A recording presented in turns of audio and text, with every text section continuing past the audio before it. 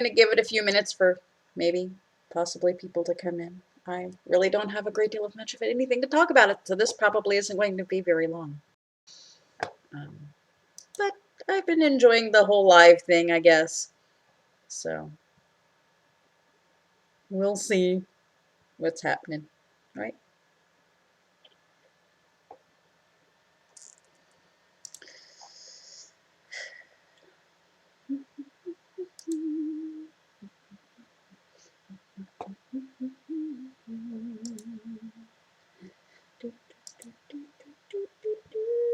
The stream is not offline. It's not. It's really not. I'm right here. See? See? I'm here. See? I'm smiling with whatever teeth I have left.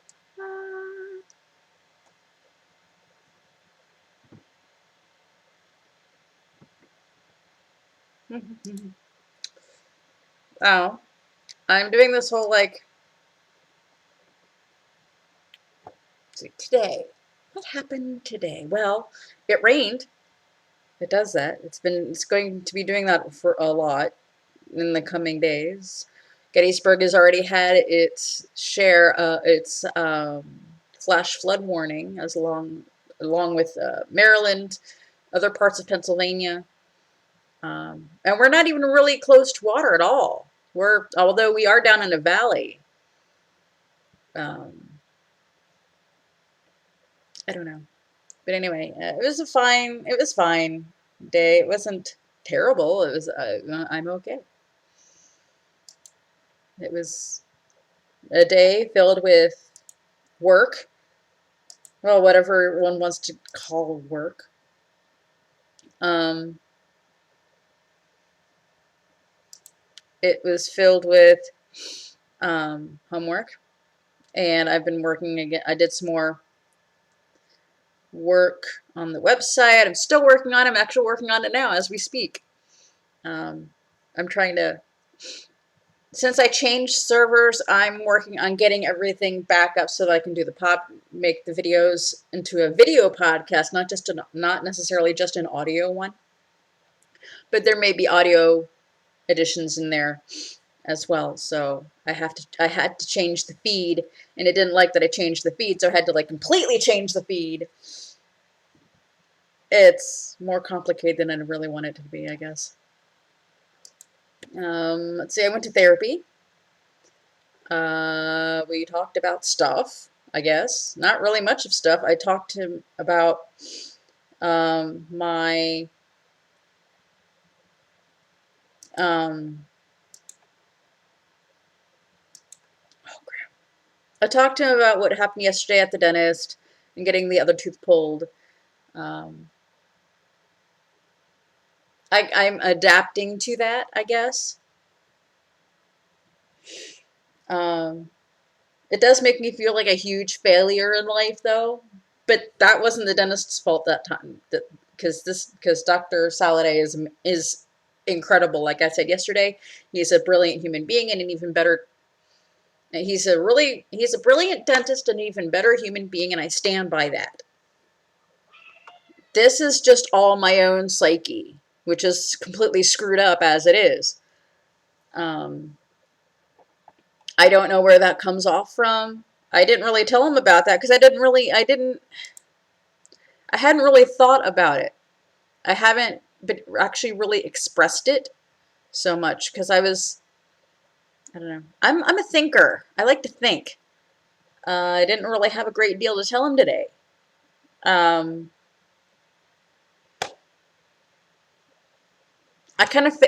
feel like I failed him on that part too. I mean, I understand that, we're just beginning and everything, and as a therapist-patient situation, but and it sounds like I have a handle on everything. I have all of these tools, all these coping skills and stuff that I developed over the years, but that's because I had to. I didn't have help developing these tools. I learned how to do it. I learned how to do it the hard way. Without therapists, without help. Now, as I mentioned to him before, what we are doing together, even though there may be times when, it's a pretty much okay day and there isn't really anything too much to work on.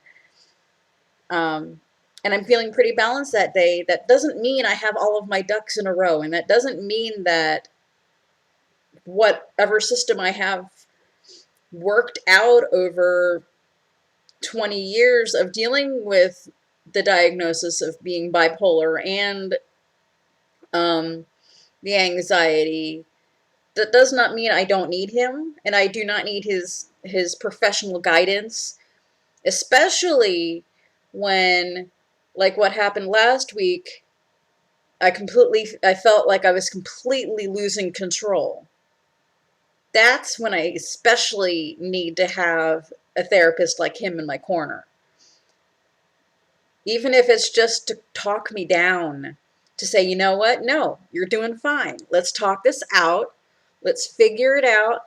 Let's break it down and let me help you breathe.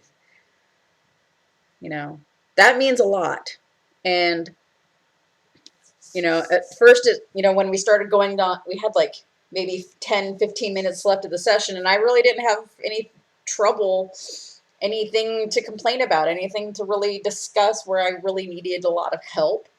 So what we did the last few minutes was that we focused on, we tried to talk about, why I was there, going over a few things and what I've been getting out of our sessions so far. And, I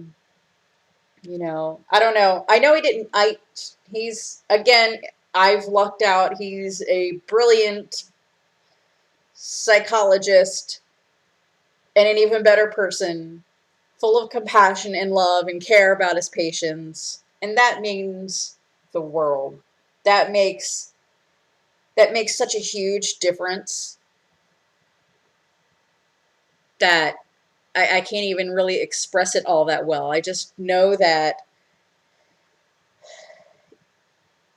if I didn't have him around last week after the weird craziness with the the sadistic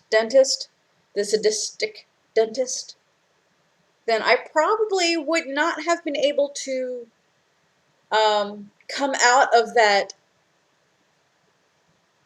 like the the constant churning and going over it and over it and over it and over it and over it and over it in my mind. I wouldn't have been able to come out of the whirlpool of whatever the hell that thing was. It would have taken me a lot longer than to be able to come out of the deep to that low than as quickly as I was able to come out of it. That's a new thing to me, being able to get out of it as quickly as I did. But that's because I had him in my corner and we were able to work through it together so that I could stop spinning.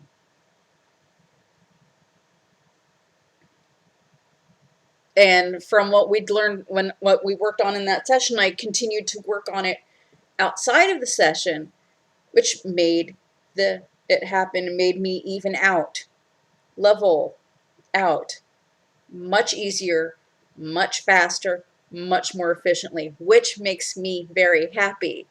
And the longer that I am able to maintain a level thing, the happier and more productive of a human being I will be, and the better that I am able to work through other things. Bipolar and anxiety are lifelong struggles, and I say this specifically, they are lifelong. They are struggles, both of them. Both forms of bipolar, all forms of anxiety, all forms of depression. They are struggles and they are lifelong. There currently is no cure. Not that there can't be at some point. Not that there won't be. But right now, there isn't. And I've dealt with it for such a long time on my own. And it's very difficult. Some people do better with therapy and meds than others. I'm one of those people that do much better with meds, on meds and therapy. I haven't really had therapy. I haven't been able to have therapy.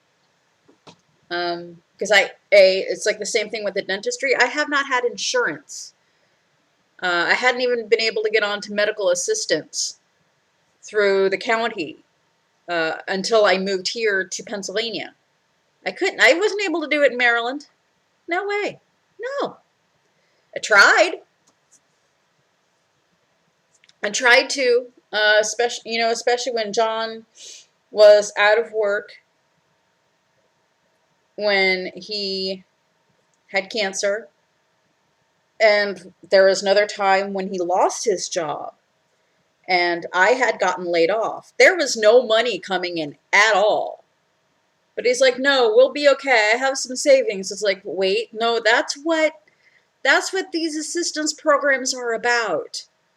To help keep us on our feet so that we're not starving, and so that when the health needs arise, they can be taken care of. That's what we paid taxes for. We paid into it. Now it is time to use what we paid into so that we can survive until we're able to either whatever to. And it's and some, as with a lot of things, there's everyone's mental, even if it's the same diagnosis in terms of words, in terms of classification, everyone deals with it differently. Some are more functional than others. Some are more functional in certain ways than others. Some people, such as myself, have a difficult time in traditional work settings, mainly because there's a lot of people, there's a lot of stress, and even things that don't seem fast-paced to most people are extremely fast-paced to me, and I get overwhelmed very fast, very easily, and that really stresses me out, and I break down, I melt down, I shut down, and then I just stop. And then I, hide in a corner hoping no one sees me until it's over, because my body feels like it's dying, it's suffering, it's being tortured, it can't function. So I've tried, and I'm still trying. I'm using what abilities that I have and what I'm able to do to my advantage, instead of and working on my own mental health issues. I'm trying to make what I can do work for me, so that I can eat food and have a roof over my head. It's not a perfect, again, like anything else, it's not a perfect system. I do not make a lot of money at this time. Hopefully things will improve at some point. That's the other reason why I took the Pell Grant. I took the Special Circumstance Grant for people on assistance, on county assistance, to go to college. I took advantage of that so that I can better my own intellect, so that I can become, I don't know how it's going to help me, but it has helped me. It's helped me, and not just in an educational and intellectual way. It's helped me be able to learn how to be around other people, how to cope with anxiety, how to deal with things in a public setting, and with things that could be possibly stressful, like working as a team on a project, or things like that. And being around students, lots of students, all at the same time, trying to navigate hallways, going to and from class, being able to speak in front of a class, to give a presentation, to use my brain. I also went to college because I needed some intellectual stimulation. Otherwise, I would have gone I would have gone completely mad. I needed something to break the monotony, so I needed it for personal development too, not just educational and intellectual development. So it's been a big help, and I would like to continue to do so with my philosophy degree. But I think we'll talk about what I'm planning on doing with that on at a later date. Let's see. So, yeah, we were talking about that. Actually, we did actually start talking about why I went to school and the whole point of me doing that in the first place was. And so that's where I started talking to him about that and what I found and why I took philosophy and what I find so fascinating with it. And why I get such a huge kick out of this one class that I'm taking, mythology. I love ancient texts. I love mythologies and the creation stories of different cultures, and how these are the stories of how different portions of civilizations from the very early beginning that began with oral traditions that eventually did get written down. Many of them, not all of them, some of them are lost forever, but many of them got written down eventually. But this is where civilization began. We began with stories, oral stories that would be passed from generation to generation. And it's fascinating to me that, say, you know, like we'd start here, right? Say in Africa, from the gorillas and chimpanzees and other great apes, right? And then we, over thousands of years, we'd eventually move it all the way all the way over here, right? But yet, and the mythology, the stories that we told, that we made, the civilization created at this point, while we were in Africa, becoming humans, or just as we became humans, we're able to communicate in such a way to make these stories, even if it's just cave drawings and things that might seem and sound like grunts and sounds to us now. We started here, and this is how we tried to explain how the world and the universe and us were created. And then, say you'd go tens of thousands of years over here, or even just not even that long, a couple hundred years, maybe 1,000 years over here, and this civilization is already dead. It's moved on. It's divided, and people have changed. The species has changed, and we've moved over here, right? But yet, and they have their own creation story. Each group that came off the main group has its own creation story, but yet each of these little groups, something about their creation stories connects each and every one of these 5 individuals, but yet each of these 5 individuals connects to the big main story that we all began with in the first place. I find that the most fascinating thing ever. I don't know why, I just do, and I love it. So I would like to continue along that lines. I got into philosophy because one of the specialties is the aesthetics of literature and arts. Mainly, I'm interested in the literature part, the ancient literature, classic literature, ancient text, religious texts, creation stories, stuff like that. But I don't want to get into library science, although that is a fascinating thing.